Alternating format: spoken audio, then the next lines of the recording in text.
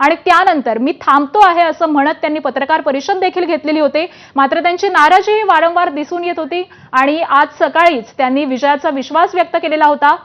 तर पुन्हा एकदा आपण इतरही काही ठिकाणचे अपडेट जाणून घेऊयात। छत्रपती संभाजीनगर आणि जालना विधान परिषदेमध्ये खरंतर गोकुळ गीते हे जवळपास 360 मतांनी या ठिकाणी आघाडीवरती आहेत। नेमका काय प्रतिक्रिया देणार? आता काय माझा विश्वासघात केला एवढं सांगतो मी, बाकी काय नाही। माझा विश्वासघात झाला।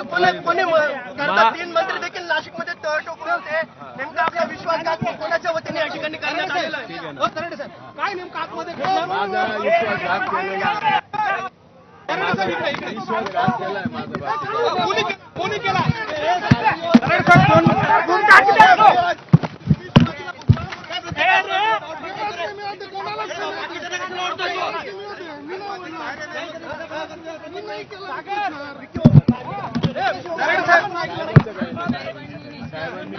अरे काय करू?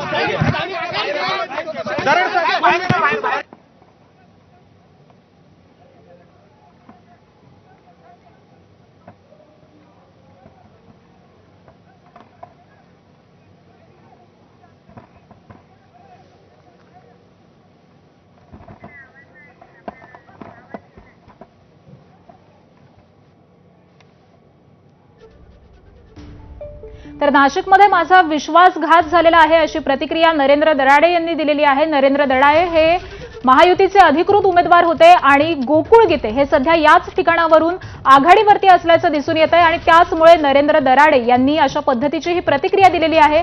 माझा विश्वासघात झालेला आहे असं दराडे सध्या म्हणतात। नाशिकमध्ये खरं तर वेगवेगळी समीकरणं ही पहिल्यापासूनच आपल्याला दिसून येत होती। गोकुळ गीते यांनी अपक्ष उमेदवारी अर्ज दाखल केलेला होता। भाजपमधून त्यांनी बंडखोरी केलेली होती आणि त्यानंतर आज सकाळीच त्यांनी विजयाचा विश्वास व्यक्त केलेला होता। त्या पद्धतीनेच आता ते आघाडीवरती असल्याचं चित्र हे नाशिकमध्ये सध्या दिसून येत आहे। तर दुसरीकडे नरेंद्र दराडे यांनी विश्वासघात करण्यात आला अशी प्रतिक्रिया देऊन एक प्रकारे नाराजी व्यक्त केलेली आहे। त्यामुळे छुप्या पद्धतीने गोकुळ गीते यांचा प्रचार सुरू होता का असाही प्रश्न असाही सवाल या निमित्ताने उपस्थित केला जातोय। कारण गोकुळ गीते हे सध्या नाशिक विधान परिषद निवडणुकीमध्ये आघाडीवरती असल्याचं दिसून येत आहे। महायुतीमधून बंडखोरी करून त्यांनी अपक्ष उमेदवारी अर्ज दाखल केलेला होता। त्यानंतर त्यांनी माघार घ्यावी यासाठी सातत्याने महायुतीच्या नेत्यांकडून बैठकांचं सत्र सुरू झालेलं होतं। अनेक नेते हे नाशिकमध्ये तळ ठोकून होते। यामध्ये गिरीश महाजन असतील, त्याचबरोबर शिवसेनेचे नेते उदय सामंत असतील, यांनी सातत्यानं गोकुळ गीते यांची मनधरणी करण्याचे प्रयत्न केले, त्यांच्यासोबत बैठका घेतल्या आणि त्यानंतर मी थांबतो आहे असं म्हणत गोकुळ गीते यांनी या निवडणुकीमधून माघार घेतल्याचं सांगितलं। मात्र एक प्रकारे त्यांनी नाराजी व्यक्त करत ही माघार घेतलेली होती आणि त्यानंतर आज नाशिकमध्ये गोकुळ गीते हे सध्या आघाडीवरती असल्याचं दिसतंय।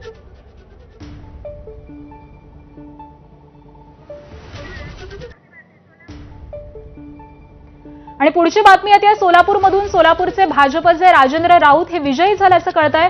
भाजप उमेदवार राजेंद्र राऊत हे 365 मतांनी विजयी झालेले आहेत। सोलापूरमधून ही महत्त्वाची अपडेट समोर येते। राजेंद्र राऊत यांचा विजय झालेला आहे।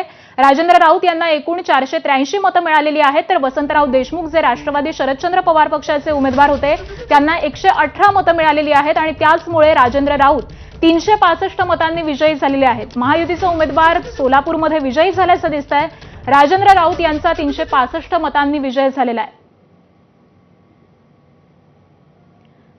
सोलापूरमध्ये राजेंद्र राऊत आणि वसंतराव देशमुख यांच्यामध्ये थेट लढत होत होती। राष्ट्रवादी शरदचंद्र पवार पक्षाकडून वसंतराव देशमुख हे महाविकास आघाडीचे उमेदवार होते आणि त्यानंतर आता सोलापूरमधून राजेंद्र राऊत यांचा विजय झाल्याचं कळतंय। एकूण 365 मतं त्यांना मिळालेली आहेत। 365 मतांनी राजेंद्र राऊत यांचा विजय झालेला आहे। त्यामुळे सोलापूरमध्ये महायुतीचा उमेदवार विजयी झाल्याचं दिसतंय। गेल्या काही वेळापासून अनेक ठिकाणचे विजय त्याचबरोबर कल हाती आलेले आहेत आणि या सगळ्याच ठिकाणी महायुतीचे उमेदवार हे विजयी झाल्याचं त्याचबरोबर आघाडीवरती असल्याचं चित्र सध्या दिसून येत आहे आणि सोलापूरचा हा निकाल हाती आलेला आहे। सोलापूरमध्ये भाजपचे राजेंद्र राऊत विजयी झालेले आहेत।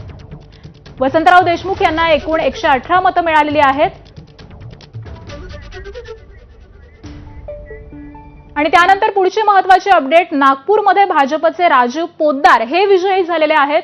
काँग्रेसचे अतुल लोंढे पराभूत झाल्याचं कळतंय। राजीव पोद्दार यांना 682 मतं मिळालेली आहेत तर अतुल लोंढेंना 130 मतं मिळाल्याचं कळत आहे आणि त्यामुळे नागपूरमध्ये भाजपचा उमेदवार विजयी झाल्याचं चित्र दिसून येत आहे. राजीव पोतदार हे भाजपचे अधिकृत उमेदवार होते, महायुतीचे उमेदवार होते आणि त्यांचाच नागपूरमध्ये विजय झाल्याचं कळत आहे. काँग्रेसचे उमेदवार अतुल लोंढे हे त्यांच्या विरोधामध्ये ही निवडणूक लढत होते आणि अतुल लोंढे यांचा पराभव झाल्याचं कळत आहे. अतुल लोंढेंना एकूण 130 मतं मिळालेली आहेत, तर राजीव पोतदार यांना 682 मतं मिळालेली आहेत. त्यामुळे काँग्रेसचा एक मोठा चेहरा अतुल लोंढे हे नागपूरमध्ये पराभूत झाल्याचं दिसून येत आहे. नागपूरमध्ये भाजपचे उमेदवार राजेंद्र राऊत हे विजयी झालेले आहेत. राजेंद्र राऊत विरुद्ध अतुल लोंढे अशी थेट लढत नागपूरमध्ये